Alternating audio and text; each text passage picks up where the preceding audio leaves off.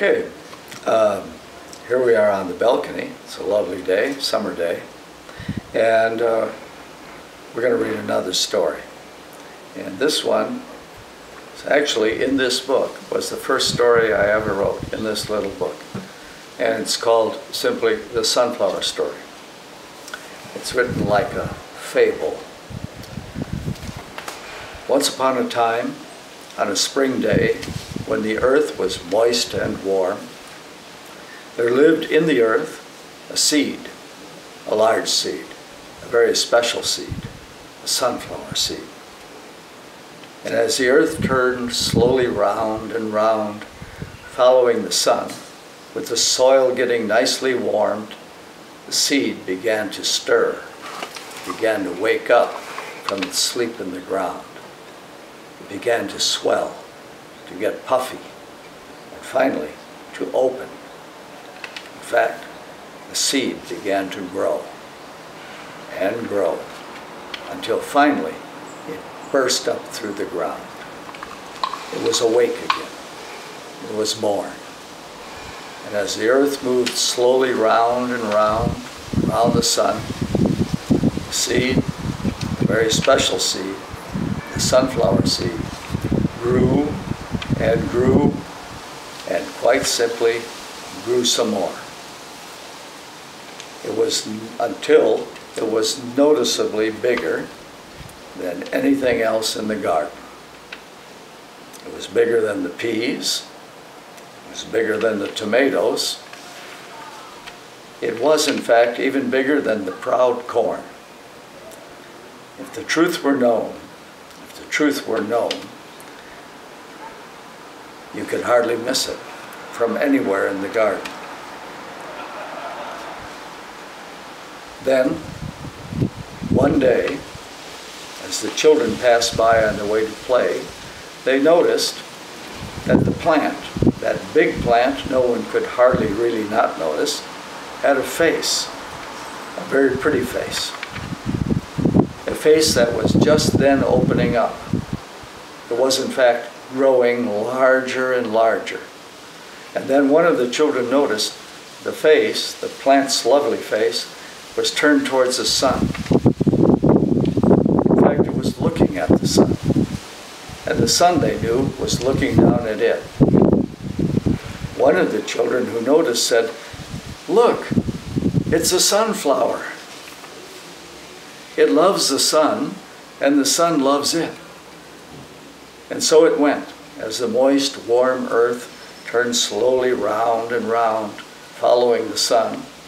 The sunflower awoke each morning after waiting and resting all night, and followed the sun with its face all day, from early morning, past noon, till the last light of every day, all through the season. And as it loved the sun, it grew and grew and grew until the children marveled at its splendor in the sun.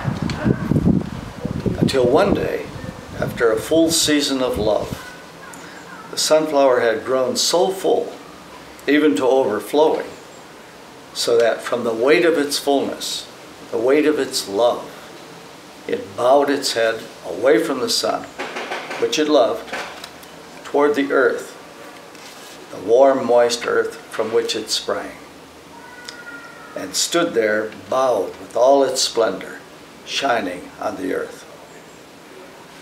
The children were amazed. The face was full of seeds, a spiral of seeds. The seeds were covered with tiny yellow flowers, shaped something like stars. And though the children could not reach up and touch the sunflower, it reached out to touch them with its rich, warm, moist aroma, the aroma of milk and honey. In fact, it covered them with its very being, with its love. And the children were happy that the sunflower had turned from the sun to gaze upon them with its love. And then, as the sun moved lower and lower in the sky, and the warm earth moved round and round, and the breezes became cooler and cooler, the sunflower began to give its seeds. The birds took some and scattered them about. The squirrels took some and scattered them about. The children, amazed, took some and scattered them about. Even the wind took some and, of course, scattered them about. And finally, as the earth moved round and round and the breezes grew cooler and cooler, all the seeds were gone from the sunflower's face. And having put all its love into its seeds, and after giving all its seeds to anyone who wanted them, the sunflower began to dry up and die. The children stopped to look one day, a snowy day, with flakes still falling on everything. "Look, the sunflower, it's dead," said one. "Maybe it's sleeping," said another. "I have some seeds," said the little one. And so as the days grew colder and the nights longer, the sunflower stood alone and shivered in the winds, until as the earth moved round and round and the days grew longer, melting the snow, there was almost nothing left of its former glory. And then, as the earth grew warm and moist again, and the children sang to the birds on their way to play, and the trees were bursting with buds, a strange and marvelous thing began to happen again in the warm, moist earth. Seeds, large seeds, very special seeds, began to swell, to puff, in fact to grow, until all of a sudden, without any warning, they burst through the ground. They burst through all around the remains of the first sunflower. They burst through where the squirrels had scattered them. And of course, they burst through wherever the children had scattered them. The children were amazed.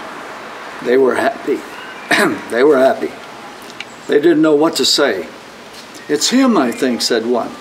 "He's back." "But we saw him die," said another. "He's back all over the place," said the little one. "I helped him get planted." And so the children watched as they played, as the sunflowers grew and grew and grew. And then one day, one warm day, as the moist, warm earth turned round and round around the sun, the sunflowers knew their time had come to turn to follow the sun and be filled with love. And the children played among the flowers, happy and gay, for they knew that one day, as the earth turned round and round, the sunflowers would get so full of love that they would once again bow their heads and give their seeds to anyone who wanted them. The end. Okay.